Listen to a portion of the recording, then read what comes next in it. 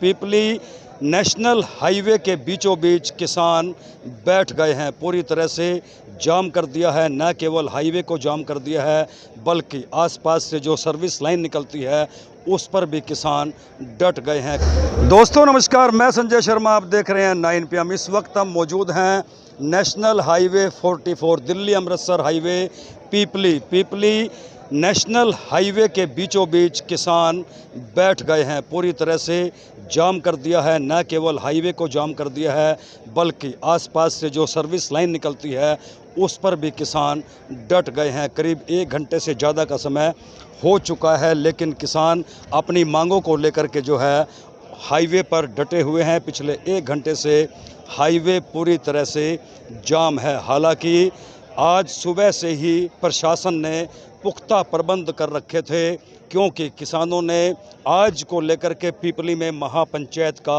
ऐलान कर रखा था। हरियाणा के साथ साथ उत्तर प्रदेश और पंजाब के किसान भी भारी तादाद में किसान महापंचायत में पहुंचे थे। 2 बजे का समय दिया गया था, सरकार को अल्टीमेटम दिया गया था कि 2 बजे वो बड़ा ऐलान करेंगे।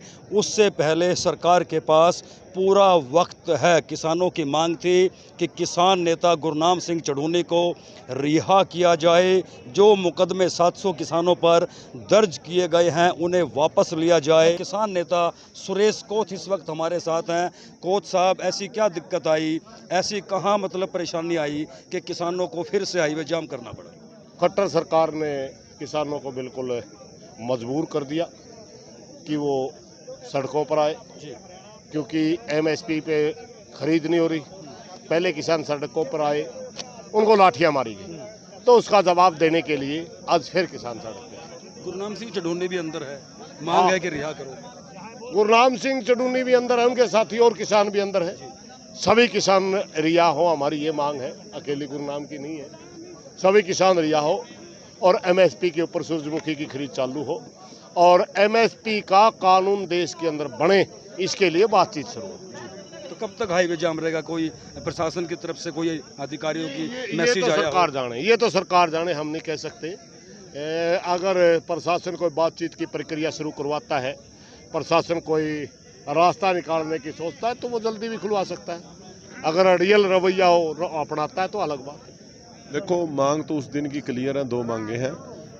एक तो फसल MSP पे खरीद चालू की जाए। दूसरा, जो किसान लीडर हमारे 9 झूठे मुकदमों में 307 जैसे मुकदमे लगा के जानबूझ के जेल में डाले गए हैं, उनको बिना शर्त रिहा किया जाए। आज भी सरकार का अहंकार लगा लो, मुख्यमंत्री का अहंकार लगा लो। पहले DC SP आए मंडी में, बोले मुख्यमंत्री करनाल है और मिलना चाहता है, 5 किसान लोग चले जाओ। 5 लोगों को भेजने की हमने कहा बात, फिर बाद में बोले जी मुख्यमंत्री तो चंडीगढ़ चला गया, वो मिलना नहीं चाहता।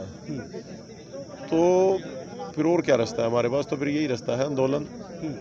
और मांगे जायज है। आप पिपली मंडी देख के आए हो, वहाँ पर मक्की से भरी खड़ी है। शाहबाद मंडी सूरजमुखी से भरी खड़ी है। परसों वहाँ इतनी बारिश हुई है, सारी सूरजमुखी बह के सीवरेज में गई, गटर में गई। और मुख्यमंत्री इतने अहंकार में, अभी ना तो मैं फसल खरीदूंगा MSP पे और ना ही बात करना चाहता। तो किसानों के पास आंदोलन के सिवा और कोई रास्ता बचता नहीं है। तो अब सरकार ने सोचना है, मुख्यमंत्री ने सोचना है भाई उसने ये मांगे जायज माननी या नहीं माननी, या एक बड़े आंदोलन को यहाँ से जन्म देना। देखो, जो आज का जाम है ये हमने नहीं किया, ये खट्टर साहब ने करवाया है। खट्टर साहब ने पहले 5 आदमियों की कमेटी बुलाई थी, करनाल में आए हुए थे, भी मीटिंग करके बातचीत करके इस चीज़ का समाधान करेंगे।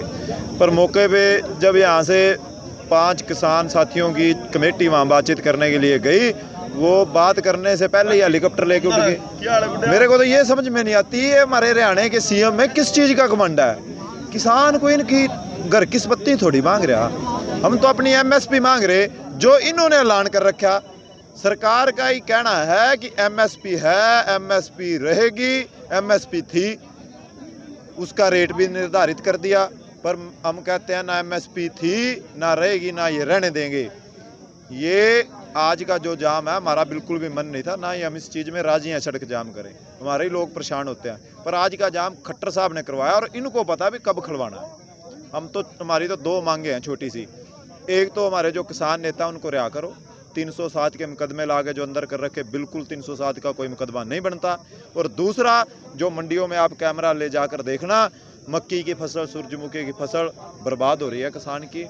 किसान को फसल अपने बच्चों से ज़्यादा प्यारी होती है। और हमारी कोई लड़ाई नहीं सरकार के साथ पर्सनल, ये फसल की लड़ाई है। ये फसल खरीद लो एमएसपी पर, हमारे किसान नेता को हमारे बीच में छोड़ दो, हम रोड खोल देंगे, बस यही तो लड़ाई है। पगड़ी संभाल जट्टा के प्रदेश अध्यक्ष मनदीप नथवाल जी इस वक्त हमारे साथ हैं। वो भी अपनी टीम के साथ पहुंचे हैं, हाईवे को जाम कर रखा है।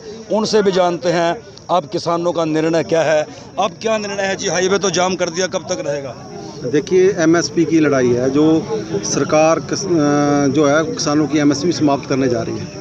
अभी भावांतर मूल्य देने के नाम पर बहाने लिए जा रहे हैं। जब एमएसपी है फसल पे, सरकार को फसल खरीदनी चाहिए।